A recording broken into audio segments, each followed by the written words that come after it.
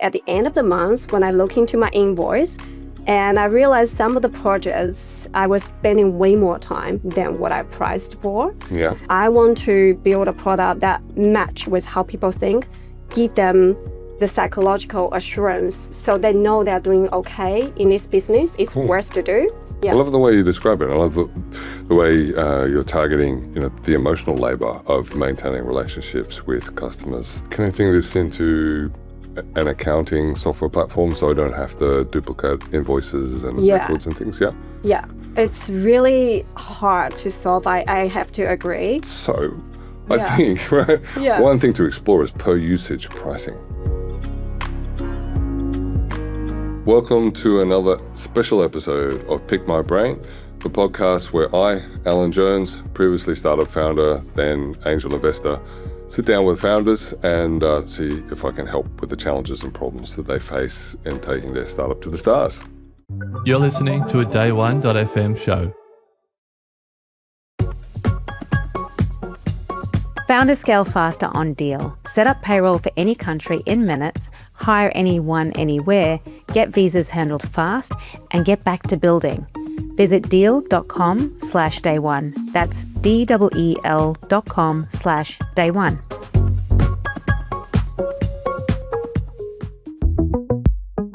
Wondering how your AppSec program really stacks up?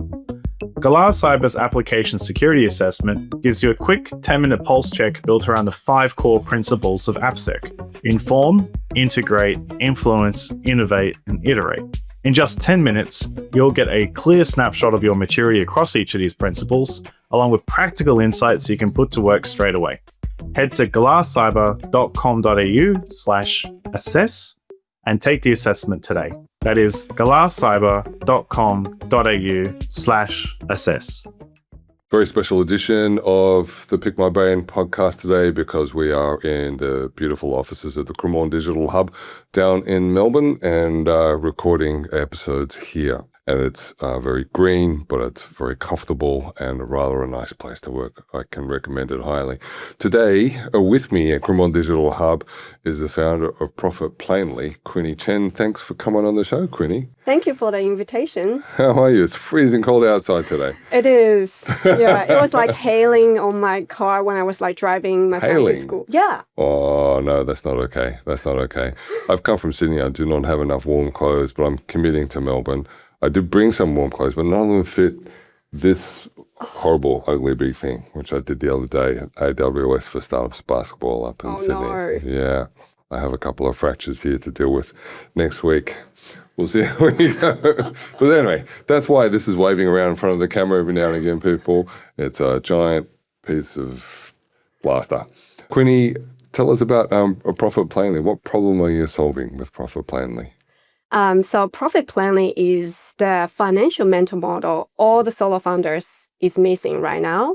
So the problem I run into is when I was doing my own freelancing business on the side. Yeah, we should say your business, you're in the business of building websites and design for startups, right? Yes, that's right. So I build design website and also design the apps for the solo founders and other small startups. Mm-hmm. And then what I realized is that at the end of the month, when I look into my invoice, and I realized some of the projects I was spending way more time than what I priced for. Yeah. And then I realized I didn't know what is my effective day rate. I was underpricing myself, and some of the clients or the work doesn't align with where I want to go. Yeah. So all these questions came up, and really I was trying to understand if I want to replace a normal salary, like I used to work in Canva before, like if I want to replace that salary, what do I need to set my realistic goal as for my business? Mm-hmm. And then the other thing is, how do I price myself so I actually have enough for me to take home? Yeah.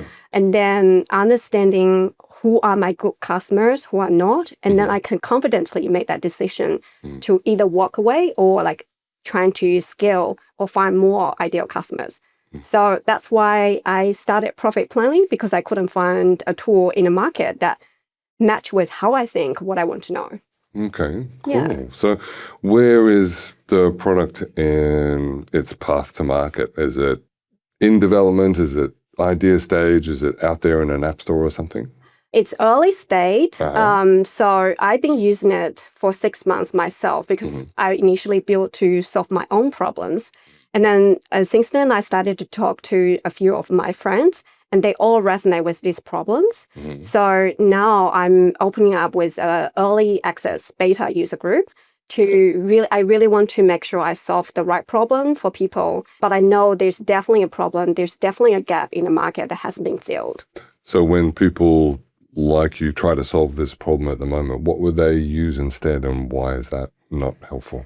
So what I have been using, so when I ask them what they have been doing, they basically either like price blindly with intuition about how much they want to price for. They don't track about how long they've been spending time or what type of work they're doing for their customers. And then sometimes the most important thing for like especially creative people is your emotional labor and your opportunity cost doesn't match with the compensation you got. And that really deteriorates your motivation. And as creative people, your mental health, your motivation is very important to tie into the growth opportunity. So the product I think on the market are usually very transactional based. Yeah. It's either like, it could be your spreadsheet, it could be accounting software, it could be, I don't know, your banking app that Time tracking. Exactly, apps. and time tracking. Yeah. It tracks the transactions, but it doesn't meet the person behind the numbers. And I want to build a product that match with how people think, give them the psychological assurance so they know they're doing okay in this business. It's worth to do. Yeah. I love the way you describe it. I love the way you're targeting, the emotional labor of maintaining relationships with customers. Yeah. And being a business owner and all of that, because that is a significant part of the job. And of course, you can't just put that on a timesheet and invoice a client. Yeah. When some idiot says to you, I want it to pop more, you just can't say, well, I'm going to spend the next 30 minutes trying to understand actually what you mean when you say that stupid thing, right? That's, probably a pretty poor example of what emotional labor really is, but cool, that aspiration to care for the whole person, the person behind the business. Yeah, I think definitely. it's pretty cool. How do you do that? So there were a few things. Of course, we do still get your numbers about your revenue, expense, the time. But the important thing is aggregating that in a way that we think about the business. So one of the big feature I have is called Business Ikigai. So just explain the Ikigai concept if anyone haven't heard of it, is finding the overlap about what the world needs, what you love, what the market is going to pay for you, and what you're good at. And It's a very pretty Venn diagram. yes. Yeah, with concentric circles. Yes. And an ex-Canva designer would put a nice little tint around each one, and then where they overlap is really cool. Yeah, no, that's a really good mental model to use here. Sorry, Exactly. I interrupted you. No. It's perfect because I feel like a lot of people who come to this business world have a goal, not just like to get money paid. Yeah. And that's a survival mode. What we want is a thriving mode in running your own business. Yeah, we're going to take a vacation. Yes. That would be great. I need to plan my vacation as well. Yeah. But I think a lot of people are trying to find an overlap and they don't see the full picture. And sometimes they probably just don't know whether it's worth to go for. Like, for example, you could have a client that is long running and they keep on asking for more scope that you can have higher price. But sometimes your feeling or whether it aligns with your business is ikigai may not line up. And that actually is just buying more of your life to do things you may not want to go in the past. So I feel like this is about installing a mental framework for solo founders so they can achieve their financial goals, but also like their business goals. How do you execute on that in a UI? Yeah, so the UI actually, once you open up Profit Planly, the first thing is it tells you whether you're doing okay this month. So based on the data, but we actually look into personal psychological need. So you can tell you're having a sustainable, steady month. And then what is your client spread? If you have 3 clients, one of them is having 69% of your revenue. Yeah. And then if you look into your business Ikigai map, they are somewhere there, not quite in the overlap. Then you can really have a good think about, okay, 69% of my revenue, low alignment, maybe 30%, can I afford to walk away? So that visual really help you to think about these deep questions. And then we have a simulator that you can run into turn off that client and see how long your runway is. Okay. So you can make a decision about, based on that, if for my own mental health, for my business goal alignment, if I turn off that client, how long can I recover to the revenue and how long I can run to get more clients that is ideal to me. That's an interesting idea. And the other thing is not just about the money. Like as solo founders, if we are no longer employee, we always think about what is my take-home money, which is different to employee getting a salary. So a lot of founders don't even know about what do I need to put aside for the tax for next month's expense. So I can actually live comfortably. Or is this why it's driving me insane in this business?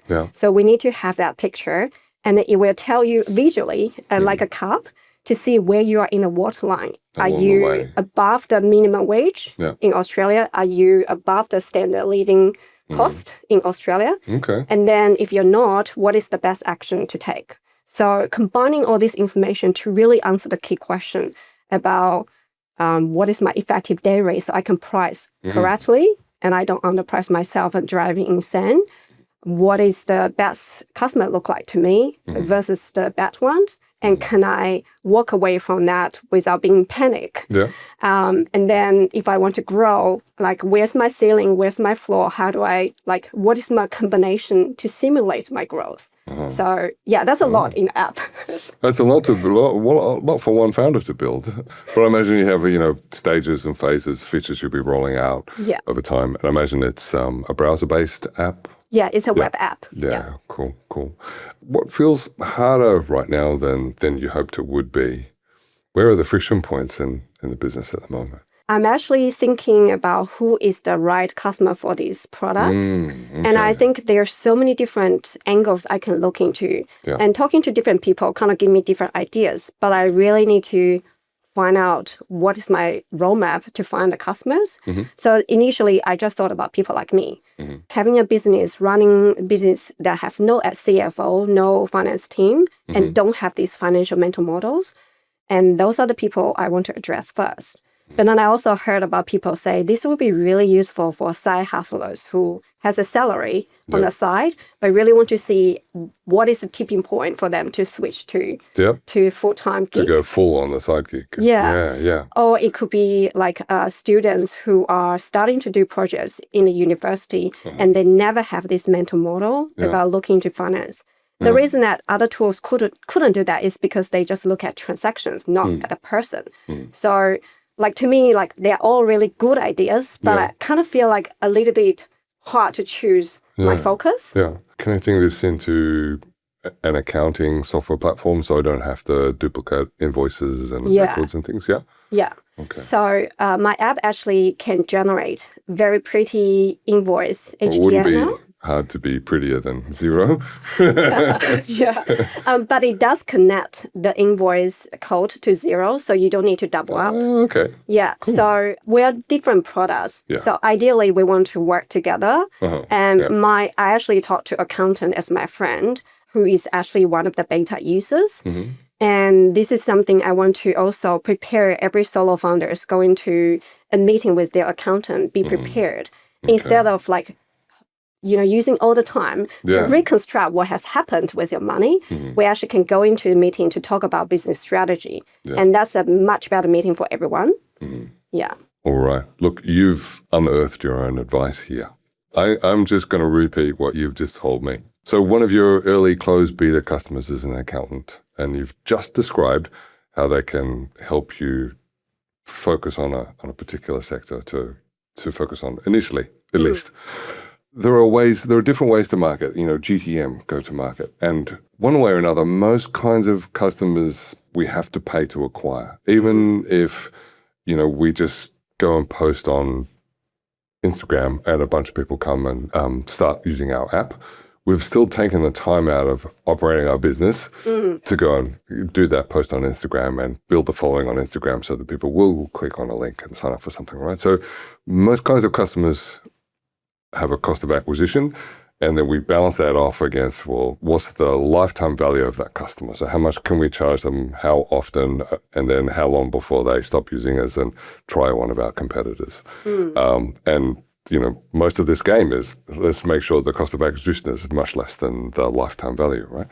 But there are some kinds of customers that can sit in the middle. They can be part of our marketing mix while also being a source of customer revenue, right? And maybe bookkeepers and accountants would be a really smart place to focus on initially. Yeah, I like that. I want to definitely tap into that world. Right now, I'm just using my personal network, talking to my accountant, who's also my friend, to test out these ideas.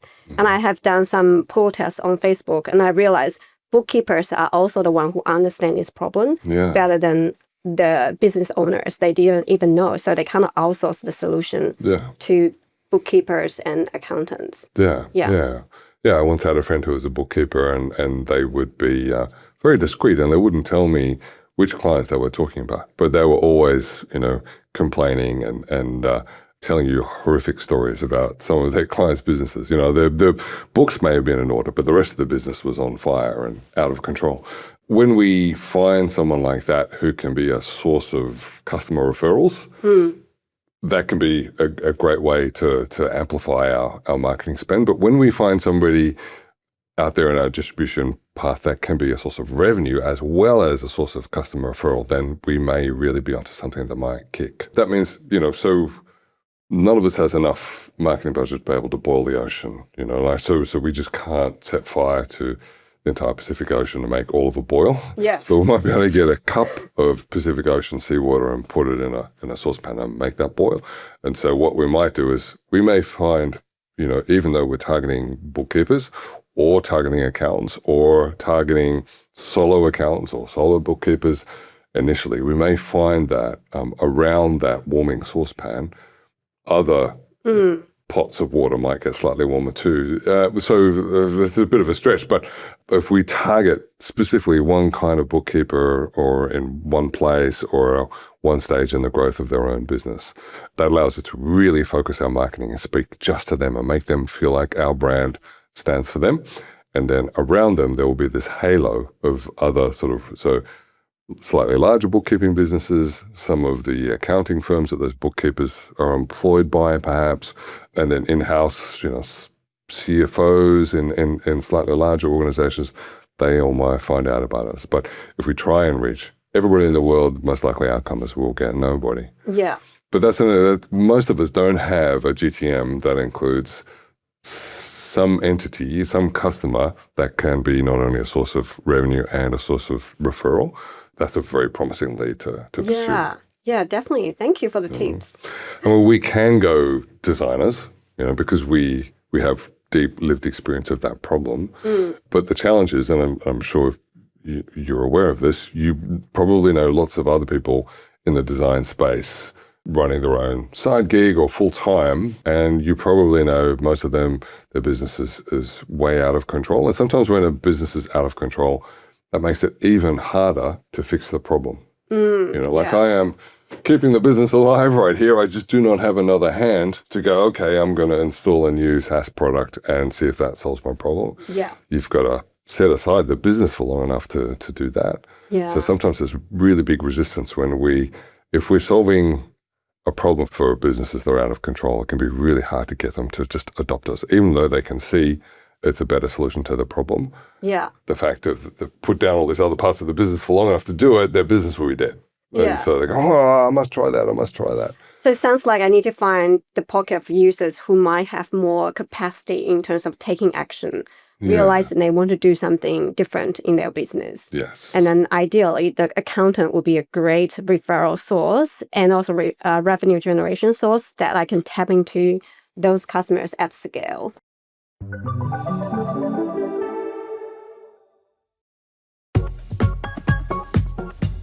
Founders scale faster on Deal. Set up payroll for any country in minutes, hire anyone anywhere, and get visas handled fast so you stay focused on scaling.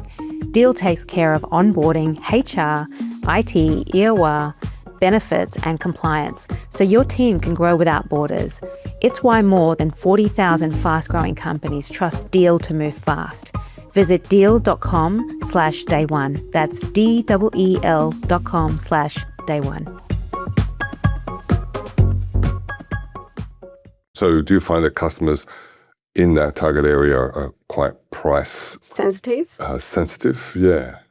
Yeah, I think because a lot of people who are solo, they don't hire, experts like CFO and finance team. They are already price sensitive, not wanting to hire another thing. But if they are already willing to pay for accountant, pay for bookkeepers, the cost is stable there. What changed is the quality of the conversation through this app, because no longer we're reconcile what has happened. And then no longer waiting for your accountant to tell you need to do this, and then pay the bills. You actually have a good conversation about maybe it's not time to scale your business with more employees because you need to understand your take-home money doesn't align with what the reality is. Maybe this is something else you can do. So those kind of conversation will surface compared to very basic compliance level of conversation. Yeah. Yeah. Yeah, cool. Yeah, if you've ever been surprised by a quarterly BAS that's much bigger than you were thinking, you probably weren't thinking hard enough about what's going on in your business. So sometimes in a customer lifecycle, there are moments that there's a really big headache that needs to be solved right away, or there's nothing I can do about the headache this time, but I know it's going to come again in the future, and next time I'm going to be prepared. Yeah. If we can find signals in customer behavior that tend to suggest, they're about to get a big BAS, this is where we step in and say, okay, now it's time to start paying for the free version of the product that you've been using, and not really paying attention to. I love the idea about quarterly BAS as a time trigger. I haven't thought of that. There are many businesses that have a predictable cycle of freak out. Yes. Shit, how am I going to pay this one, right? Yeah. And individuals rarely do. I know we all need to go to the dentist regularly and see a GP once a year, but humans are really, really good at deluding themselves that they don't need to do it right now. And that again and again and again leads to years and years and years of not going to the dentist. And then some poor dentist has to try and solve all the problems that built up in that time. If there's nothing to, there's no law that I'm breaking by not going to the dentist tomorrow, even though I need it clean. So if we can find a customer that has a really big problem in the moment, here's a BAS that I definitely need to pay, that's the time to introduce an offer. Yeah. So sometimes we'll let people use a product for free until that moment happens. I'm sure quite familiar with Canva, and I'm quite familiar with Canva too. There's a huge community of Canva users who are using Canva to earn a living and not paying for it, and that's fine with Canva, right? Because they know at some point there's a signal that customer exhibits that says, it's now time for me to step up a bit. I now absolutely rely on Canva for this particular thing I want to do. That's something I'm going to need to pay for. Yeah. The other thing that Canva does is really interesting. It takes people into a usage price model. And that might be something to consider as well. Yeah, actually, I have thought about the different tiers of the product. It's still early days. I actually haven't set up any pricing at this stage. Okay. But I think there will be a self-service level versus a value-add conversation with an accountant. And that's where it's much cheaper compared to you pay thousands of dollars for an annual session with your accountant to get the advice. But then you may be able to get a few $100 or $100 quick assess of the situation in a much more frequent level, like monthly or quarterly. Yeah. And I think that's a better outcome for both accountant and the business. That's an interesting idea. I think if you speak to most SaaS founders out there, they will tell you, I know from studying the user behavior on my landing pages that when they get to my pricing table, I've advertised the fact that there's a free version, and they get to the pricing table and, there's 4 prices and I'm focused on the free version and I look at the list of features and it says, some of the features that I need aren't in the free version. I'm going to have to consider paying for the cheapest of the paid versions. Immediately, and then often, we'll price it deliberately this way, we start doing the math in our head. That means that monthly price is going to cost me this much a year. And then there'll be, okay, I can switch the little slider button, and now I'm looking at annual prices, and now I'm even more depressed and concerned about this. I'm now on a tipping point where I can choose to spend, let's say, $1,200 a year to solve this problem, or not go back to the free, but just postpone this decision. Yeah. So there's an awful lot of browser tabs buried deep in people's laptops where there is a pricing page where somebody thought, I wonder if there's a tool that I can solve this problem.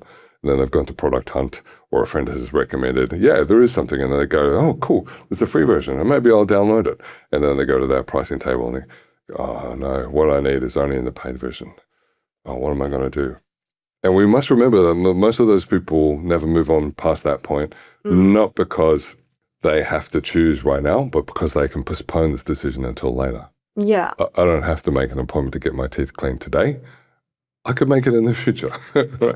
And that's how we get to a world with, too much carbon in the atmosphere. That's how we get to a world where we're still dependent on fossil fuels for so many things in our environment. We know there are better solutions for all of these things, but it's not something we're being forced to do right now. And so we are the species which is the best at putting stuff off. It's really hard to solve. I have to agree. So I think, right, one thing to explore is per usage pricing. Right? So rather than charging people SaaS model this much a month or this much a year, consider atomizing, like pulling apart some of the functionality of the product and say, this is a feature that I'm confident you're probably going to use at least once a week or once a month or whatever. And I'm only going to charge you $1.75 and only when you use it. Yeah, actually, I love that. And that prevents people from going, I can't afford $1,200 more a year. The reason why I'm considering using this product is because I'm worried that I'm not making enough money to make a living out of this. So I'm not going to add another $1,200 to my operating costs. But if you say to me, every time I generate that report, it's going to cost me $1.75. That's these days like, 1/10 of a cup of coffee. So Yeah. Of course I'll do that. Can I ask a follow-up question? Sure. Like, do people get into the other spectrum about, okay, I think usage is fair, but I don't know what is my end of month bill, and that could give people surprise. Like, that's the difference between usage-based pricing and subscriptions. Like, how do you balance these kind of concerns? So there's a couple of ways around that. So earlier generations of technology products I've seen where people are worried about the future potential monthly bill that they might get to. We get the customer hooked by offering a certain number of them to the customer for free. And then if we're confident that the user will get value and utility out of that actual operation, then they find that they can't live without that feature anymore. Yeah. And then go, oh, okay, well, let's see how I go with my first monthly bill, right? Yeah. Usually we can't estimate how frequently they use it, and they don't have any idea either. So usually if they're already dependent on that feature we've offered them, usually they'll sign up and they'll move forward with us. So I remember in the early days of smartphones, there were platforms that you grew up around push messaging, because push messaging was really complicated to implement as a development team yourself. And so probably the biggest company in the early days was something called Urban Airship, and there was an Australian startup called Other Levels that did the same. But basically, they just took care of all your push messaging for you. And of course, you didn't know how many users you would get on your app, and you didn't know how many push messages you'd be sending. So those companies had a huge challenge with how to persuade people to pay for per usage pricing. Yeah. They definitely couldn't afford to do it in tiers because they would get charged by the mobile networks for their in tiers. And so they decided, okay, well, let's give 500,000 free push messages to every app developer that signs up. Yeah. And then by the time, they've used up those free messages, they're hooked. They won't be able to get out. So that's why, with all the greatest respect to all of our awesome cloud providers out there in the world, that's why you give all of us startup founders loads and loads of credits in the early days, because you want us to become dependent on you, and then you start to charge us. Yeah. Yeah, I noticed that to me. Like, I'm using Vercel. Initially, I have the set monthly bill, and then with the usage, I'm paying more. Yeah. A little bit more, a little bit more, a little bit more, include and so on. But, I think we're also moving out of a world out of the SaaS pricing model of the world and moving towards something which is more aligned with consumption of tokens. And so I think sooner or later, the software industry will move towards per usage pricing for lots of things. Yeah. You can be a leader. Oh, thank you. I need to figure out the psychology of users understanding the token assumption, because to me, I use like Claude and and other some AI tools, and I realize some of the patterns about limiting the usage within the month or within a week is good. So I don't have like spike of my spend. But other times I feel like really constrained. So I think there's a really good lesson to learn from how to price my product based on the usage. Yeah. Sometimes you're in a hurry and you're inefficient because you're really excited about doing something new, or you're really frustrated with something, and you just like push through. I've got to get this done because there's a parent-teacher thing on tonight. And so you'll spend much more than you might ordinarily do. And then you might spend some time in regret afterwards. Like you might sit down on your desk the next day and go, oh, no, I'm not going to have a big bill this month because I did that thing and I didn't refactor and, And so, our customers will do the same thing. So every now and again, we can surprise and delight them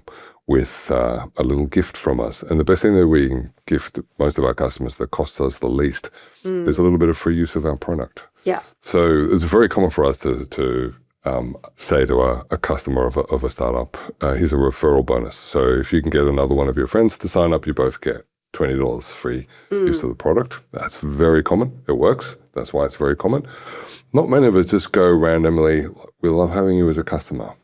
And we've seen you using the product a lot lately, and you've chosen to tell us what you think of the product, and you've asked some questions in the support forum, and you've hit the little like button when you've been using the text interface to brief us on what you want our platform to do for you next. Like you're an engaged user of our product, and here's a little reward. So merch can be a reward if you happen to have somebody's postal address. Doesn't scale terribly well, but free use of our product can be a really helpful thing to do. Yeah, definitely going to try that. There are emotional rewards as well. Sometimes we can build a community of our users. Communities are difficult and time-consuming to manage, and so sometimes we can reward people in our community if they're prepared to step up and help us manage and foster the growth of a community. So you might choose to set up a Discord or a Slack or a WhatsApp for those technical enough users that you have. Yeah. And when that community, if that community starts to grow and thrive, it's going to be taking way more of your time than you might expect. You can't reasonably expect any of the people in that community to do it for free for very long. And you certainly can't afford to pay them. But it's funny how far the value goes in like labeling someone as, community manager or head of community, or, here's some merch, and take a photo of yourself wearing the merch, and we'll put you in our blog and profile you as our community chief. Rewards come in all kinds of shapes and sizes. A little greeting card on your birthday, digital or physical. A little message of thanks. A little text if you have their mobile number. I love all these ideas. Cool. Can I also ask one more question? So I'm thinking about, building a community, or me showing up on social media and talking about the product, or SEO, or like ads, and of course like referral of accountants. There's so many different ways. What is the pros and cons of different channels? And then what do you think I should prioritize? Cool. I think there's a few dimensions to look at all of these channels through. So one is difficult to unearth until we participate in them, and that is cost of acquisition. So every different channel has a different cost of acquisition. We only discover that through exercising our marketing in that channel. Another thing which is important to take into account is ability to scale. So we can always buy another ad on Google search. We can always target another ad on Instagram. But beyond a certain point, the platform itself starts charging us more because we want different keywords or more expensive keywords or higher volume in that same targeting.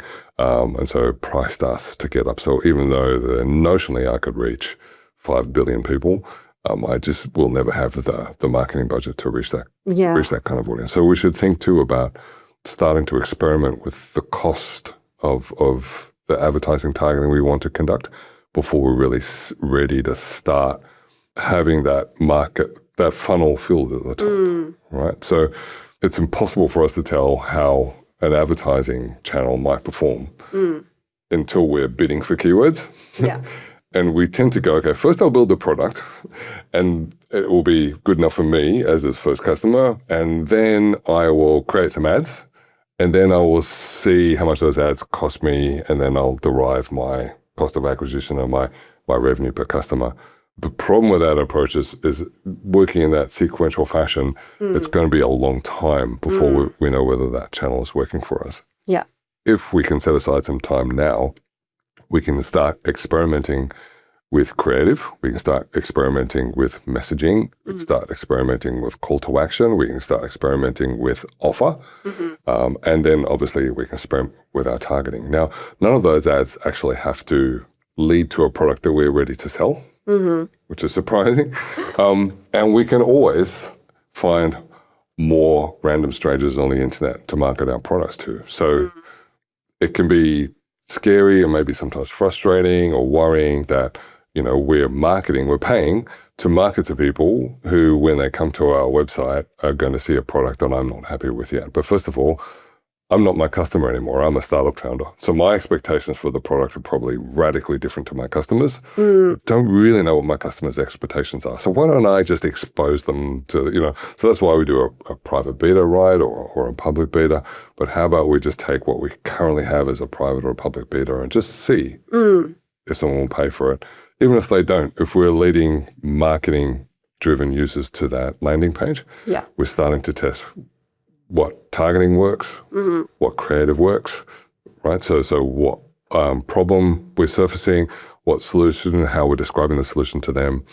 So that's the messaging, and then what's the call to action? Like, what's the why? Why should I act on that ad right now? And then maybe alongside that, what's the offer? If I act right now, what's the offer that comes with it?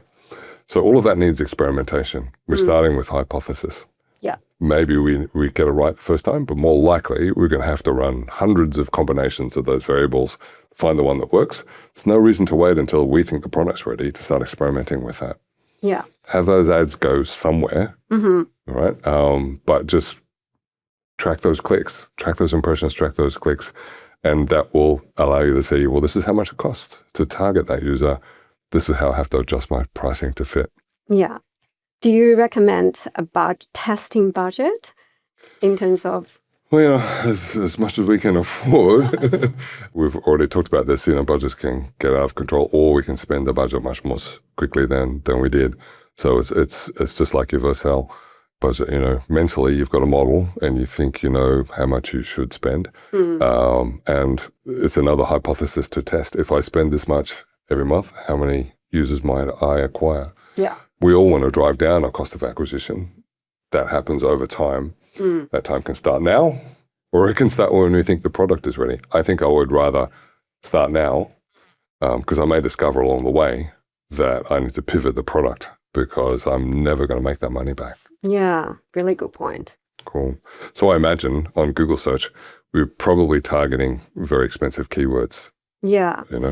What do you think about the AEO and Google search right now? I've been thinking about if I'm going for experimenting what message aligns. What if a lot of people don't go to Google? I don't know whether there's a strategy or thinking about how do I effectively drive my experiments. Well, I think it's always really important to make sure that we have a control. So there's got to be one marketing channel, one marketing message, and so on and so forth that doesn't vary. So we have something to compare everything else against. So sometimes I see people throw the baby out with the bathwater and go, no, that was way too expensive, and just chucking that ad campaign away. Don't do that, because then you've got, you've got the numbers, but ad campaign performance changes over time. And if we switch one off, we don't get to see how our new campaign compares against that control group very accurately. Other than that, this is a delicate tightrope balancing act where we just have to make sure that we don't spend too much and trust that we will discover a sustainable acquisition channel in the meantime. Yeah. So on top of that, marketing to random strangers on the internet, we should also be experimenting with the other things that we know for sure won't scale, but may turn out to have surprising benefits. So appearing on podcasts. Finding a reason for a journalist to write about us, coming up with something that other people might share from your LinkedIn to their connections LinkedIn, attending in-person meetups, maybe even chairing or bringing together a little group of real customers in a physical space. Yeah. to talk about all the other challenges that they face as little independent side gig small business owners. So managing the finances and your mental health is one challenge. There are others too. Yeah. Cool. Thank you. No worries. Quinnie, thanks so much for coming on the show today. It's been a real pleasure to talk to you. You've really refined your thinking already. And I'm quite keen to give the product a go because honestly, privately, Pick My Brain is out of control. So where can people find out more about the product and how can they help you? The website is called Profit Planly, PLAINLY, just in case it sounds differently, profitplanly.com. Great. And I'm opening up for the early user access. So once you're on the wait list, I will email you personally about what to do so you can get on board. Fantastic. So if you're watching or listening to this podcast, the time is now. Get on. Quinnie, thank you so much. Let's stay in touch. Thank you. Thanks. Thanks for joining me for this and every episode of Pick My Brains, the advice podcast for every startup founder. Never mind the don't forget to like and subscribe bullshit that every podcast host goes on about. Instead, please take a moment to think about someone you know who could use some of the advice I've shared and tell them that they should listen to it. I don't know, maybe they'll choose to like and subscribe. Anyway, I'm not a lawyer or an accountant, and what you've heard today is not intended as financial or legal advice. You should always seek that from a qualified professional before making the big decisions. And I'm not a superhero either, so don't forget that sometimes I'm fallible, and very occasionally I might even be wrong. Please let me know when you think I might be, so I can get better at this too. Just reach out to me on any of our social channels, or email the show at pickmybrain@startupfoundercoach.com. Speaking of startupfoundercoach.com, that's where you might sometimes find show notes, transcripts, and bonus bloopers if I have the time. The Pick My Brain podcast is produced, edited, and beamed directly to your ears by the hardworking and understaffed team at Day One, the podcast network for founders, operators, and investors. Find out more at day1.fm. Thanks for listening.